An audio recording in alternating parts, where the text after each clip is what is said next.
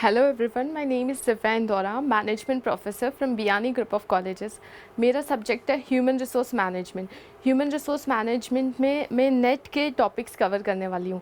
Net HRM में होता है, जिसके अंदर पार्ट सेकंड में 50 मार्क्स के क्वेश्चन आते हैं एंड पार्ट थर्ड में 70 मार्क्स के क्वेश्चन आते हैं।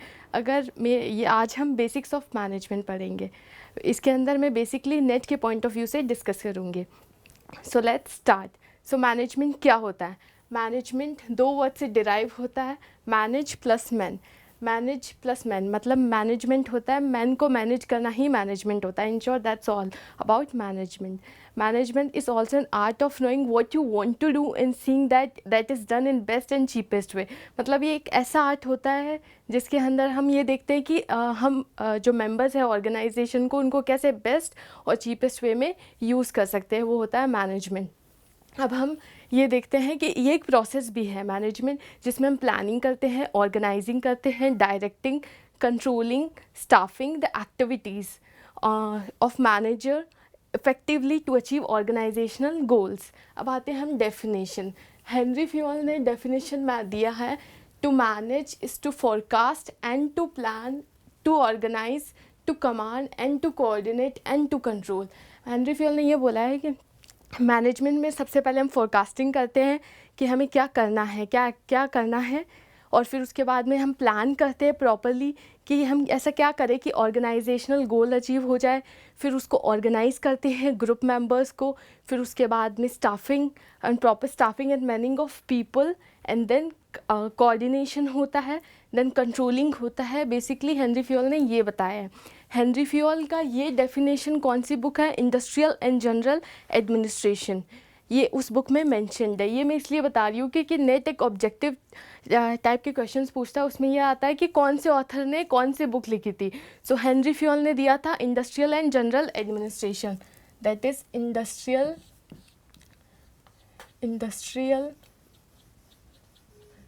And general administration, industrial and general administration. So administration, industrial and general administration. So इस बुक के अंदर हेनरी फ्यूल का ये डेफिनेशन है। To Harold Koontz, management is art of getting things done through people within a formally organize group. तो management basically क्या है? Art of getting things done through others. ये Harold Koontz ने बोला है। और इस ये डेफिनेशन कौन सी बुक में है? मैनेजमेंट थियरी जंगल। मैनेजमेंट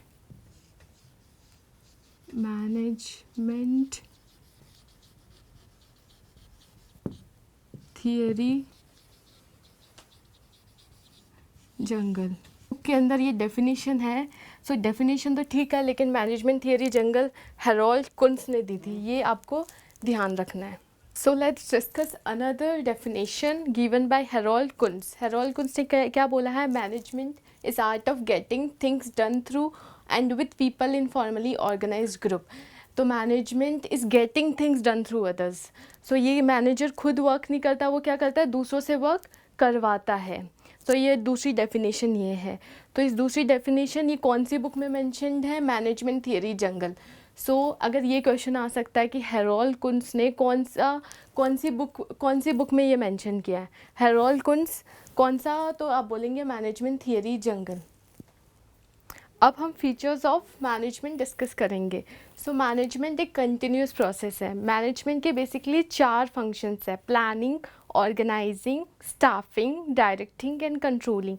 तो एक मैनेजर को वो सब एक्टिविटीज़ कंटिन्यूसली करनी पड़ती है, वो फंक्शंस प्रॉपरली परफॉर्म करने पड़ते हैं। सो आफ्टर कंट्रोलिंग उन्हें वापस क्या करना पड़ता है? प्लानिंग करना पड़ता है। तो वो जब वो वापस प्लानिंग करते हैं तो एक नेवर एंडिंग प्रोसेस है, ये एक कंटिन्यूस प्रोसेस है।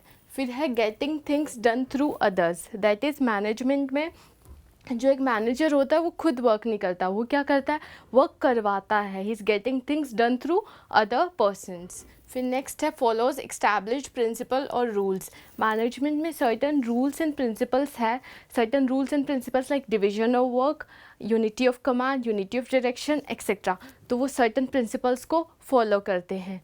फिर aided but not replaced by computer, मतलब मैनेजर जो है वो एक कंप्यूटर हेल्प करता है मैनेजर को, लेकिन एक कंप्यूटर रिप्लेस नहीं कर सकता मैनेजर को, क्योंकि मैनेजर एक ह्यूमन रिसोर्स है। मैनेजमेंट इज़ ऑल परवेसिव, कि मैनेजमेंट जो एक्टिविटीज़ होती है बिजनेस की वो इसेंशियल होती है, लेकिन दूसरे लाइक चैरिटेबल, रिलीजियस और एजुकेशनल इंस्टीट्यूशन, इन सब में भी मैनेजमेंट का रिक्वायरमेंट होता है। दस management is all pervasive, dynamic in nature. Management एक जब हम बात करते हैं डायनामिक, तो एक ऑर्गेनाइजेशन होती है, उसमें new ideas, new marketing skills, new ads, इन सब की बात होती है।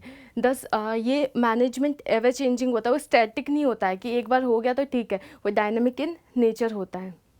Management is both in art and science. Management art कैसे है, क्योंकि मैनेजमेंट रिजल्ट ओरिएंटेड है, इसलिए मैनेजमेंट क्या है, आर्ट। और मैनेजमेंट साइंस कैसे है, क्योंकि इसके अंदर कंटिन्यूस रिसर्च होता है, तो मैनेजमेंट इसलिए साइंस भी है। अब management is intangible. Management intangible क्यों है, क्योंकि we can not see management, लेकिन हम मैनेजमेंट को फील कर सकते हैं। How can we feel management in terms of results, thus management is intangible. Now let's discuss levels of management. There are 3 levels of management: top level management, middle level management and lower level management. Top level management में क्यों कौन आता है, CEO, chairman, vice president, president, director, ये सब किस में आते हैं, टॉप लेवल मैनेजमेंट। फिर आता है middle level management. Middle level management में आते हैं जो हमारे plant managers, product managers, marketing managers, वो सब आते हैं हमारे मिडिल लेवल मैनेजमेंट। फिर आता है lower level management. Lower level management में आते हैं हमारे टीम लीडर, सुपरवाइजरी मैनेजर्स, ये सब हम आते हैं हमारे मिडिल लेवल पे। So there are basically 3 levels: top level superiors, middle level which is below top level, and last is lower level. So there are 3 levels of management. Principles of management. Principles of management को मैंने काफ़ी short में define किया है: P², D³, S4, order, equity, initiative, unity of direction and remuneration. मतलब square, cube, then 4 raise to the power 4, ऐसे मैंने describe किया है। So P is parity of authority and responsibility and principle of one boss. ये पहले ये discuss करते हैं। तो parity of authority and responsibility, तो अथॉरिटी होती क्या है पहले ये समझ लेते हैं। अथॉरिटी क्या होती है, फॉर्मल पोजीशन और पावर।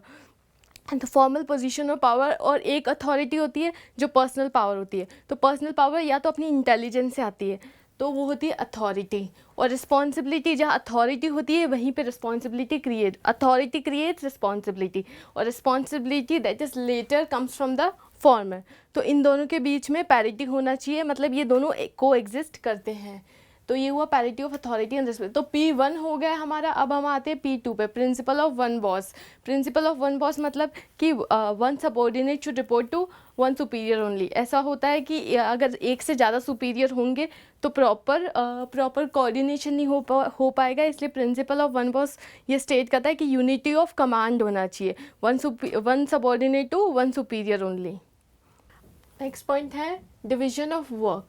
डिवीजन ऑफ वर्क मतलब जो भी एम्प्लॉयज़ है ऑर्गेनाइजेशन का, उनका जो वर्क है वो डिवाइड हो जाना चाहिए अकॉर्डिंग टू द स्पेशलाइजेशन। इससे क्या होता है कि वर्कलोड मैनेजर का भी कम हो जाएगा अगर प्रॉपर डिवीजन ऑफ वर्क होता है तो। नेक्स्ट पॉइंट है डिसेंट्रलाइजेशन एंड सेंट्रलाइजेशन। डिसेंट्रलाइजेशन होता है distribution of authorities, and centralization होता है retention of authorities. Retention of authority मतलब जो रोल्स एंड ड्यूटीज़ है वो एम्प्लॉयज़ को दे देना, वो हो गया सेंट्रलाइजेशन। एंड डिसेंट्रलाइजेशन मतलब मैनेजर खुद ही सारी एक्टिविटीज़ परफॉर्म करता है, वो डेलीगेट नहीं करता। डेलीगेट मतलब गिव नहीं करता अपनी अथॉरिटीज़ दूसरों को। फिर तीसरा पॉइंट है डिसिप्लिन। डिसिप्लिन में डिसिप्लिन का मतलब होता है कि फॉलो करो rules, regulation and observance of proper code of conduct, वो होता है डिसिप्लिन। सो एक ऑर्गेनाइजेशन में डिसिप्लिन का बहुत इंपॉर्टेंट रोल प्ले होता है, तो ये एक इंपॉर्टेंट प्रिंसिपल ऑफ मैनेजमेंट है। नेक्स्ट पॉइंट है subordination of individual interest to general interest. Subordination मतलब ये है कि एक ऑर्गेनाइजेशन का जो इंटरेस्ट होता है वो एक इंडिविजुअल इंटरेस्ट पे अफेक्ट नहीं करना चाहिए, उसके ऊपर असर नहीं होना चाहिए। मतलब इंडिविजुअल इंटरेस्ट को अलग रखो और जनरल इंटरेस्ट को अलग रखो, मतलब हमें ऑर्गेनाइजेशन के इंटरेस्ट को पहले प्रायोरिटी देना चाहिए। फिर हमारा नेक्स्ट पॉइंट है stability of tenure of personnel. मतलब जॉब सिक्योरिटी ऑफ एम्प्लॉयज़ बहुत एसेंशियल होती है, वरना फियर क्रिएट हो जाता है माइंड में दूसरे पर्सन के, कि स्टेबिलिटी नहीं रहती है कि हमें ऑर्गेनाइजेशन से फायर कर दिया जाएगा, वो वाला एक टेंशन क्रिएट हो जाता है। तो स्टेबिलिटी, ये प्रिंसिपल स्टेट करता है कि स्टेबिलिटी होना चाहिए एक इंडिविजुअल का, एक एम्प्लॉय का।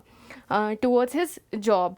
फिर नेक्स्ट है स्प्रिट द कॉर्प्स। इसमें ये बोल रहा है, मैनेजर ये कह रहा है कि एक टीम स्पिरिट या एक लीडरशिप, एक जो लीडरशिप होती है वो वाली क्वालिटी होनी चाहिए एम्प्लॉयज़ में, कि उनमें यूनिटी हो और वो टीम स्पिरिट या एक टीम लीडर के जैसे सब एक साथ वर्क करे। ये है spirit the corps. Next principle है स्केलर चेन। स्केलर चेन में क्या होता है कि अनब्रोकन लाइन ऑफ अथॉरिटी होता है, हायरार्की ऑफ अथॉरिटी होता है। आप इधर देख रहे हैं यहाँ पे ये एक हायरार्की में है, ये सुपीरियर है और ये सबऑर्डिनेट है। तो अगर सुपीरियर को सबऑर्डिनेट को कोई बात कम्युनिकेट करनी है तो वो भी हायरार्की में होएगा, और अगर ये ई है, ये ए को भी कन्वे करना चाह रहे हैं तो वो भी एक हायरार्की में होगा। दैट्स वाई ये यहाँ पे एरो है दोनों डायरेक्शन में, इसलिए मेंशन्ड है। और अगर ये अनब्रोकन लाइन ऑफ अथॉरिटी होता है, लेकिन इन केस ऑफ इमरजेंसी अगर डायरेक्ट कम्युनिकेशन करना है तो that can be done directly, उसको बोलते हैं gang plank.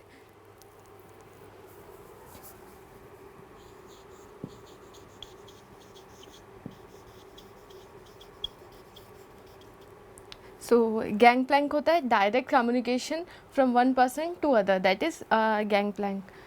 Next principle is scalar chain. Scalar chain में क्या होता है, हायरार्की ऑफ अथॉरिटी होता है। हायरार्की ऑफ अथॉरिटी और अनब्रोकन लाइन ऑफ अथॉरिटी। जैसे ये सुपीरियर है और ये सबऑर्डिनेट है, तो उनको अगर अपनी बात कम्युनिकेट करनी है तो वो कैसे करेंगे, through this line of authority. और अगर सबऑर्डिनेट को भी करनी है, जैसे आप उसको रिपोर्ट सबमिट करनी है, तो वो कैसे करेंगे, through line of authority. D को देंगे, फिर सी को, फिर बी को, देन ए को मिलेगा, वो ऐसे होगा। सेम विथ सुपीरियर ऑल्सो, कि उनको कोई लेटर्स, मेमो या फिर कुछ देना है या फिर कुछ कन्वे करना है मैसेज, तो वो कैसे करेंगे, लाइन ऑफ अथॉरिटी में ही अपना मैसेज कन्वे करेंगे। लेकिन अगर इन केस ये होता है कि इन केस ऑफ इमरजेंसी अगर डायरेक्ट कम्युनिकेट करना हो तो कैसे किया जाएगा, through gang plank. Gang plank से क्या होगा कि जो डायरेक्ट कम्युनिकेशन हो जाता है without passing through this hierarchy, direct communication हो जाता है। ऑर्डर क्या होता है, ऑर्डर इज़ कि हर right place for everything and every person, that is कि हर पर्सन या फिर हर थिंग के लिए एक ऑर्डर होना चाहिए। आज हम भी कुछ अगर ऑर्डर में नहीं होता है तो डिस्ट्रैक्ट होता है, वो डिस्टर्बेंस क्रिएट होता है, इसलिए हर चीज़ ऑर्डर में होनी चाहिए। फिर है इक्विटी। इक्विटी मतलब कि जो भी एम्प्लॉयज़ है ऑर्गेनाइजेशन को, उनको फेयर ट्रीटमेंट मिलना चाहिए, उनको एक इक्वल ट्रीटमेंट मिलना चाहिए, ताकि जो एम्प्लॉयज़ है ऑर्गेनाइजेशन उनमें लॉयल्टी क्रिएट होए और ज़्यादा वो बेटर परफॉर्म करें। फिर है इनिशिएटिव मतलब कि जो एम्प्लॉयज़ है उनको अगर कुछ न्यू आइडियाज़ या फिर अगर क्रिएटिव आइडियाज़ आ रहे हैं तो उनको इक्वल इनिशिएटिव मिलना चाहिए, इक्वल अपॉर्चुनिटी मिलना चाहिए कि वो और वर्क करे ज़ील और कॉन्फिडेंस से। फिर है फेयर रेमुनरेशन, मतलब जो भी एम्प्लॉयज़ है उनको फेयर रेमुनरेशन मिलना चाहिए, क्योंकि उससे ज़्यादा उनका कॉन्फिडेंस भी बिल्डअप होता है और मोरेओवर वो और ज़्यादा एंथुजियाज्म से वर्क कर पाते हैं। फिर है unity of direction. Unity of direction ये है कि जो भी एक्टिविटीज़ होती है, जो भी ऑब्जेक्टिव है, तो वो एक ही वे में डायरेक्ट होना चाहिए, that is one hand one plan, कि सारे जो भी सबऑर्डिनेट्स हैं वो एक ही ऑब्जेक्टिव को एक ही डायरेक्शन में करे। ऐसा नहीं है कि उनको वो दो ऑब्जेक्टिव में एक साथ वर्क करे, ऐसा नहीं होना चाहिए। That's all about principles of management. 14 principles were there of Henry Fayol, and here we have completed this.